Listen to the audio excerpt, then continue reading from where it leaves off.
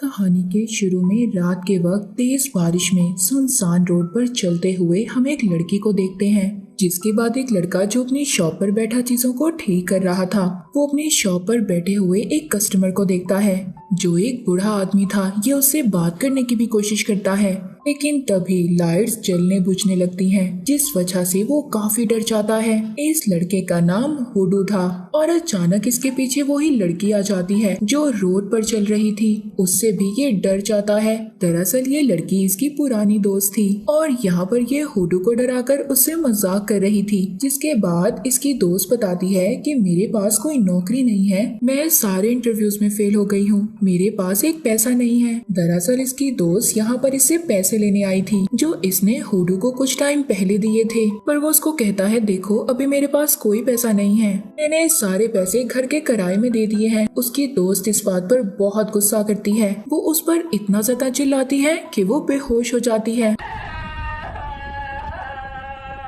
अब हुडू उसको साथ अपने घर ले आया था। सुबह जब इसकी दोस्त उठती है तो वो तो इसका घर देखकर हैरान हो गई थी। ये सोचती है इतना अच्छा घर इसको कैसे मिल सकता है इतने कम पैसों में। अब जब वो किचन में जाती है तभी उसको खिड़की पर किसी का अक्स दिखाई देता है, जिसे देखने पर पता चलता है कि ये हुडू का पड़ोसी था जो हमेशा इसके घर पर नजर रखता था। वो पड़ोसी इनको कपल समझ रहा था, पर हुडू बताता है कि ये मेरी दोस्त है, कुछ दिन के लिए मेरे पास रहने आई है। पर उसकी दोस्त जिसका नाम येजे था उसको अभी भी समझ नहीं आ रही थी इतना अच्छा घर इसको इतने कम पैसों में मिल कैसे गया।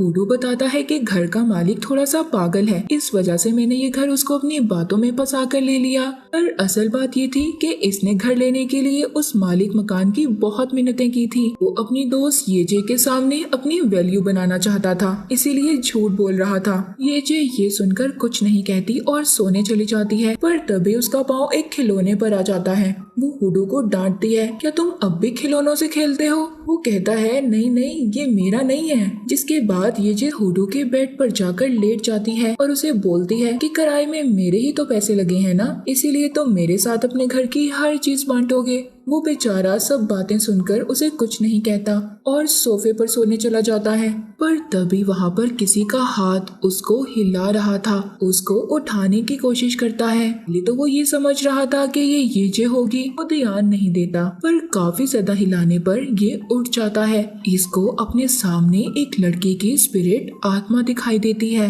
ये बहुत ज्यादा डर गया था और बुरी तरह चीख मारता है, लेकिन बाद में इसे पता चलता है कि ये तो बस एक ख्वाब था। सुबह को येजे भी उसको डराती है। वो बेचारा अब काफी ज्यादा डर गया था, जिससे हमें पता चलता है ये डरपोक है। कुछ देर के बाद जब ये नहा रहा था तो इसके बाथरूम की लाइट खुद ब खुद जल बुझ रही थी। इसको अपने नए घर में कुछ भी ठीक नहीं लग रहा था और अब ये अपने काम पर आ जाता है जिस शॉप में ये काम करता था। येजे भी इसके साथ आती है। ये उससे पूछता है कि तुम अपने घर कब जाओगी? कहती है मैं अपने घर से कुछ पैसे लेकर आई थी जो मेरे पास सारे खत्म हो गए हैं, ना मेरे पास कोई नौकरी है और ना ही कोई रहने की जगह, और मैं ऐसे अब खाली हाथ अपने घर नहीं जा सकती। तभी हुडू की शॉप पर इसका पड़ोसी सामान लेने आता है। जब वो जा रहा था तो येजे इस बात को नोटिस करती है कि वो कुछ अजीब था। कहती है हुडू मुझे तुम्हारा पड़ोसी बहुत अजीब लगता है। ये बात सुनकर वो कहता है छोड़ो हमें इससे क्या। रात को ये दोनों जब वापस अपने घर जाते हैं तभी येजे को उनकी घर की खिड़की पर कोई खड़ा हुआ दिखाई देता है। उन्हें ऐसा लग रहा था कि शायद उनके घर में कोई चोर आ गया है। ये दोनों बहुत ही एहतियात से घर के अंदर जाते हैं, पर अचानक येजे का पाँव उसे खिलौने पर आ जाता है। न जाने ये कहां से आ गया था। ये उसको गुस्से में बेड के नीचे फेंक देती है। इनको ढूंढने पर घर में कुछ नहीं मिलता। अब ये लोग जब रात को खाना खाने लगते हैं तभी हुडू ये महसूस करता है कि उसको बदबू आ रही थी। जब ये लोग चेक करते हैं तो ये बदबू इनकी बेड के शीट से आ रही थी। जब ये उसको गौर से देखते हैं तो वो तो हिल भी रही थी। येजे बहुत डर जाती है। तभी वो चाकू को शीट में मारती है। उसमें से एक कबूतर निकलता है।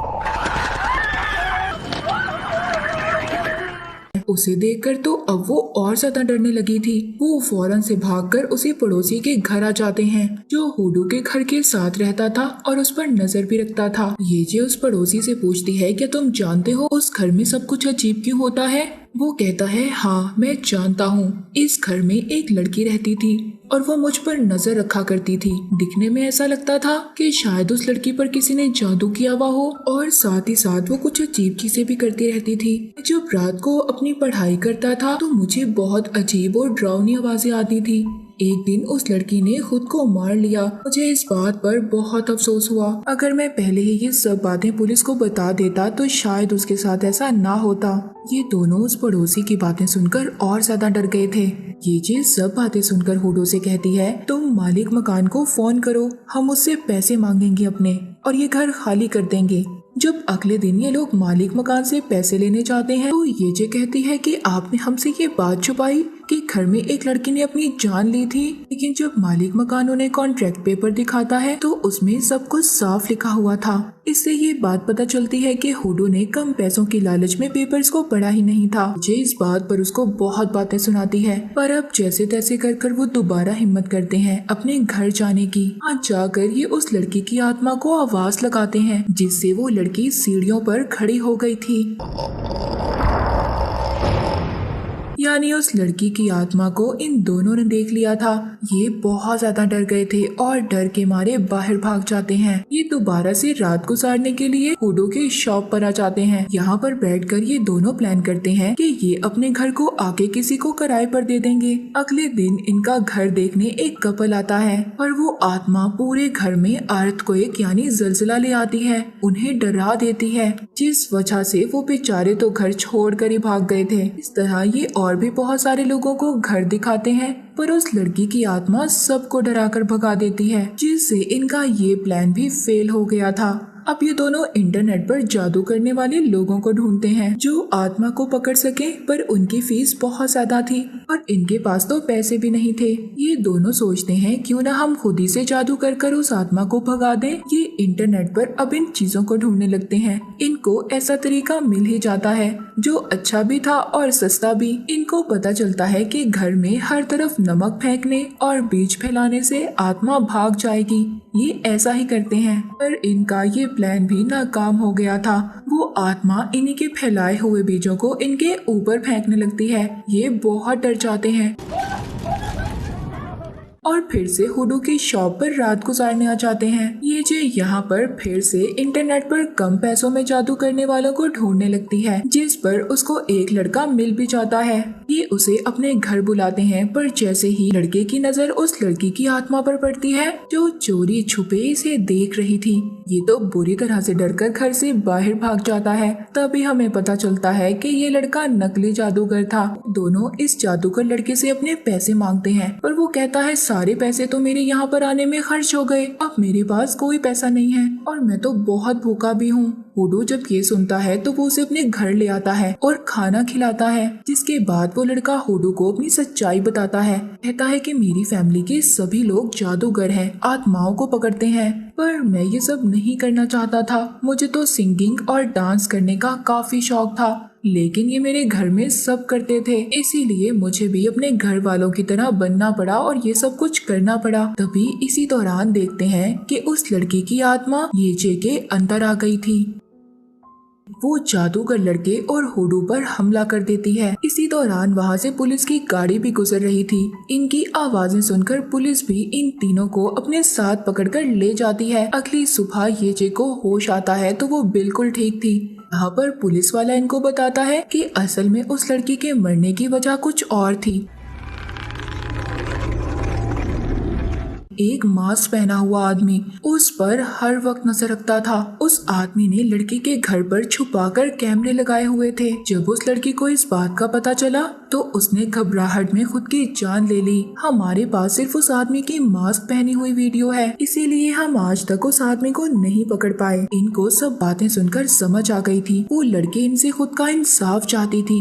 येचे उस वीडियो को ढूंढने की कोशिश करती है। तभी उस लड़की की आत्मा बेड के नीचे से इनको वही खिलौना देती है जो अक्सर येचे के पाँव के नीचे आ जाता था और ये उसे फेंक देती थी। दरअसल इस खिलौने के अंदर एक खुफिया कैमरा लगा हुआ था जो उस लड़की ने खुद को बचाने के लिए लगाया था। उस लड़की को अपने पड़ोसी के बारे में पता चल गया था, क्योंकि जो उसने मास्क वाला आदमी वीडियो में देखा था जो उस पर नजर रखता था, पड़ोसी ने अपने मोबाइल कवर के पीछे वही मास्क की तस्वीर लगाई हुई हुई थी।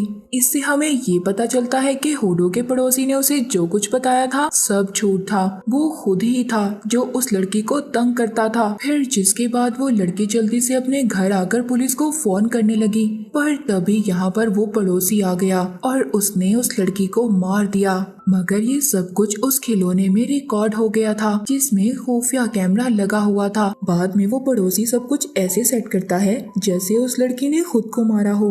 ये वीडियो देखकर येचे कहती है, ऐसा कोई एक लड़की के साथ कैसे कर सकता है। ये सब देखने के बाद वो जादू का लड़का पुलिस को फोन कर देता है। अब ये तीनों घर के बाहर पुलिस का इंतजार करने लगते हैं। उधर दूसरी तरफ उस लड़की की आत्मा पड़ोसी को डरा रही थी जिससे कि वो भाग जाता है। अब ये तीनों भी उसे बाहर भागते हुए देख लेते हैं और उसका पीछा करते हैं, पर वो पड़ोसी छुप गया था। जादूगर लड़का जैसे ही उसे देखता है, पड़ोसी चाकू से उस पर हमला कर देता है। वो उसको बताता है कि जब मैं उस लड़की की वीडियो इंटरनेट पर डालता था तो लोग उसको काफी पसंद करते थे और मैंने ये सब कुछ अपने फन के लिए किया। तभी यहाँ पर येचे आ जाती है और अपने दोस्त को जख्मी देखकर उस पड़ोसी को बहुत मारती है। इसी बीच वो जादूगर लड़का देखता है उस पड़ोसी को कोई और नहीं बल्कि लड़की की आत्मा मार रही थी जो येचे के अंदर थी।